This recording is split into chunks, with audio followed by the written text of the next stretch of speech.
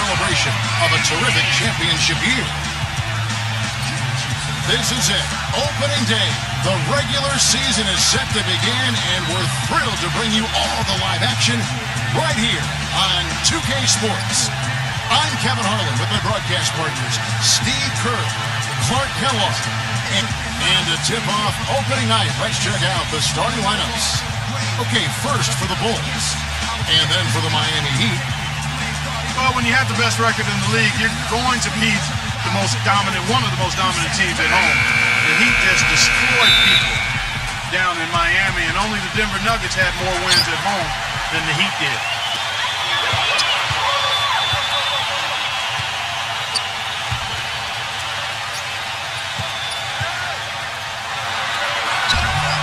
Get it to go. Some solid defense there from Durant. And how crazy is that from the Heat to win as many games as they did last season, but still be second in the league in home wins? Still, we're far and away number one at home in the East. Well, yeah, the Knicks were the closest to a team in the East, but they still had 6 fewer wins at home than Miami. But the Heat really just did what they had to do to put themselves in position to go on to their second NBA title in a row. That's good. You know, one thing you know is that the son of a coach is usually going to have good shooting mechanics, and that's definitely the case with Mike Dunleavy Jr. He always seems cool and composed when he's getting ready to fire away. He's got a great release. It's just one of the benefits of growing up in an NBA family. Shooting form comes very easy to him, and he makes the most of it. That is good. How about the response? Retaliation. Impressive, huh, guys? I'll say exactly that as well. Nice job to recover those 3 points right away. Number 7. It's blocked. The second chance effort. And the shot's good from LaMarcus Aldridge. And we're about a minute and a half into the first quarter. You know, one of the things you love about Aldridge is his offensive versatility. I mean, he's a big guy that's obviously a threat in the post, but he's really worked to make himself a threat from the elbows, the edges of that foul lane area. And he's quite dangerous there, too. Had the space there, but it's offline. I'll go to Doris Burke, who spoke with Tom Thibodeau. Doris? Kevin, he thinks this team is such a tight-knit group that it's starting to get to a point where they can read each other's minds. They'll see a guy cutting without even looking up, and it's a lot of fun to watch. Hopefully, the fun can continue, guys. And Doris, appreciate the report. We'll get to see early on here how coaches' focus on their shot selection comes to fruition, guys. Well, the way we'll see it is if they're getting good ball movement and setting good screens and running their half-court sets the way they can.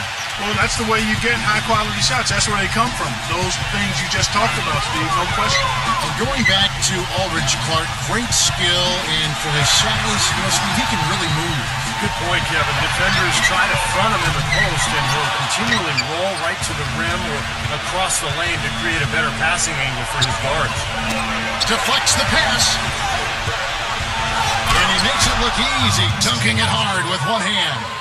I tell you what, he can do a lot more damage to that rim than that when he wants to. Hey, you know, Clark, with the lead they're enjoying, I'm surprised he didn't put a little something extra on that one. Me too. Well, I think he did plenty of damage anyway. It was only with one hand, but he threw it down pretty hard.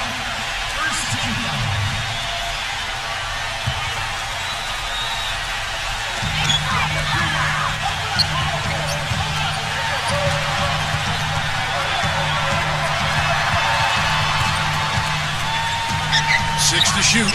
Number 4. And the jumper falls for him. 5 points in the game. You know, he'll make you scratch your head and throw your hands up as a defender. I mean, you just don't know how to play. Tell you what, it's hard to argue with the record for Coach Tom Thibodeau of the Bulls, but the rumor mill has it that the front office hasn't been happy with how hard he's ridden his top players. Luol Deng missed time last season with a hamstring injury. Joakim Noah came down with plantar fasciitis. Hey, those things happen, and I'm not quite sure you can put that at the feet of Tom Thibodeau. To the middle. And there's Bismack Biyombo on the assist from John Lamb. Room service delivery right there, fellas. Wonderful entry feed. Just under 3.5 minutes gone here in the first quarter. Number 7. Terrific design on the pick look, and he lays it in. And going back to Tom Thibodeau and that minutes load on his stars, it seems it's getting harder for players to weather big minutes, Steve, these days.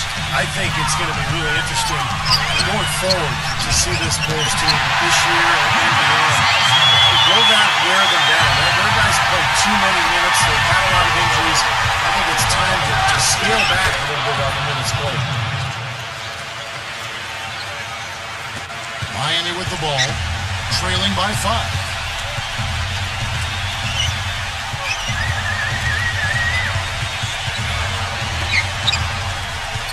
To the paint. Played in with a nice touch off the glass. Bulls have gone 7 of 8 from the field to start the game. Very hot shooting. Everybody regards Bulls coach Tom Thibodeau as a defensive mastermind, and the numbers back it up again. The Bulls were near the top in every major defensive category. Protected the paint, limited fast breaks, and made sure to challenge any shot that went up. Boy, the kind of moments you love to see. Excellent defense leading to a dunk at the other end. Clark, you got to marvel at the transition game when they've got it clicking. It's really explosive. High octane for sure. Oof. And turning defensive pressure into offensive opportunities, that's what it's all about. The shot's good from Dwight Howard. And the Bulls, Steve, 5th in defensive efficiency last season. And Thibodeau, knowing him, he's probably unhappy with that ranking. This team is so disciplined and hardworking. They always have a chance to be the best defense in the league. With the stoppage in play, we have a chance now to show you which teams led the league in three-point percentage last year. The Heat in second. You know, a solid three-point game can be the cornerstone of an effective offense. I mean, it adds a little pop and punch to what a team is doing offensively. And last year, this team was not made up of just good three-point shooters. They had great three-point shooters. And the Heat going with the whole new group on the floor.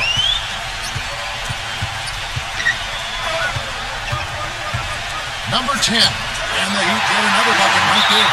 These defenders are not putting up much of a fight on the interior. It's been embarrassing. That's 10 consecutive points allowed in the lane. And that's not the kind of streak you want to have if you're playing defense. Let's see some of the numbers here on Kevin Durant. What a year he had last season. First in free throw percentage, second in scoring, and he was a top 10 three-point shooter as well.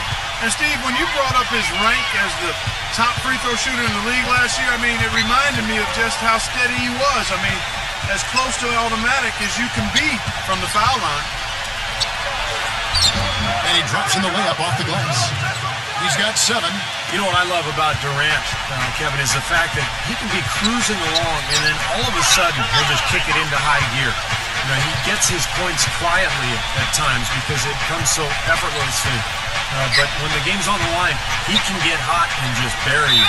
Steve, if you were just going to dream up a score, a machine-like, video game-like score, KD, Kevin Durant, is what you would come up with. Long, lean, can shoot it deep, ball skills, and the attitude and aggressiveness of a late-game closer.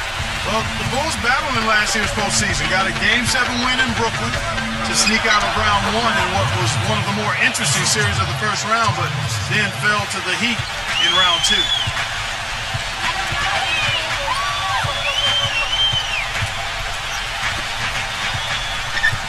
50 seconds left in the first quarter of the game.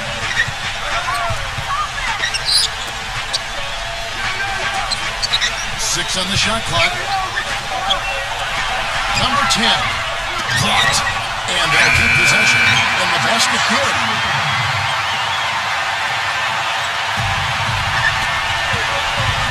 Number 10. Drops in the layup for 2. He has 6. And for the Bulls, no Rose the whole time. And they had questions constantly being asked if he would return. But the team came together, Steve, and showed the Bulls aren't just a one-man show. You know, they missed him, though, Kevin, and desperately. I thought they performed admirably, but they really needed him against the Heat. They were able to steal Game 1 in that Eastern Conference semifinal matchup, but without him, the Bulls just didn't have enough firepower to beat Miami. And the defense fouling there to prevent that layup, forcing 2 free throws here. Nice job that time of attacking the paint and drawing the contact. They'll take that.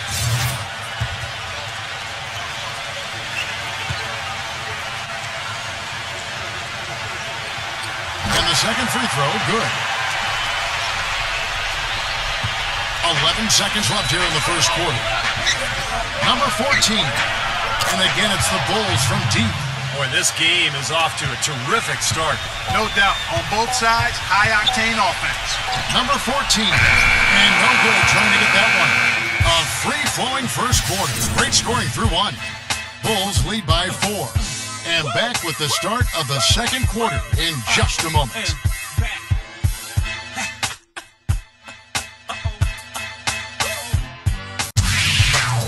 Tune in for a scary night of basketball. Halloween in the NBA. The New York Knicks go up against the Chicago Bulls. This Thursday, 10 Eastern, 7 Pacific.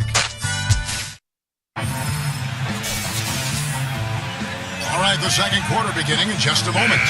And before we move on, what do you guys think about what we've seen so far from the Bulls? Man, they've done a nice job here offensively to establish a rhythm and a pace to this game. And I like that they're finding ways to score. Playing well here, Steve.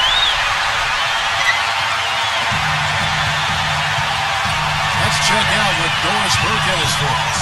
Well, guys, Bismack Biyombo, a young center from the Democratic Republic of the Congo, he said he never knew how long his arms were until he came to the U.S. He measured out with a 7'7" wingspan. Incredible for his height. He said, quote, I'm 6'9", but because of my wingspan, I can play like a 7-footer. Guys, teams used to just look at a big man's height.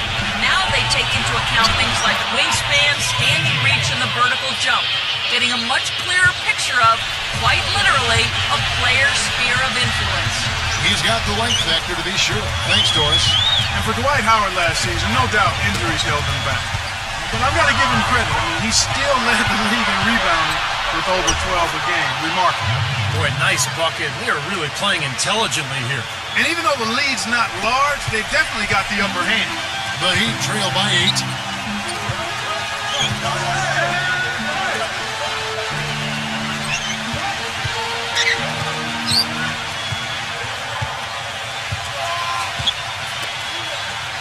Shot clock at 6. The Heat need to get a shot off. And that one's good. And for Howard, averages of 17-12. Not bad at the center position. Yeah, but we're used to seeing him get kind of 23 and 14. So, Dwight has worked hard to try to get back to 100%. When he's right, he is the best center in the NBA, but when he's right is the key phrase there. Second chance shot. He lays it in. He has 6. Boy, where was the box out? Too easy on that second chance opportunity. Yeah, no box out is what happened there. Those kind of mistakes on the glass will kill a team. Good bucket in no time at all. That's a nice ball there. The more contributors this team can get, the better.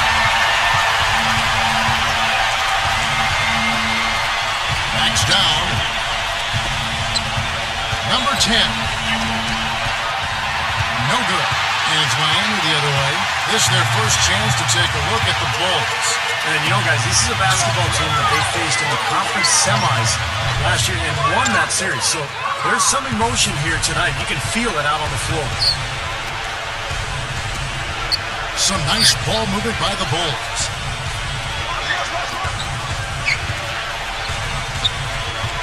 Number 4. A finger roll finish at the bucket.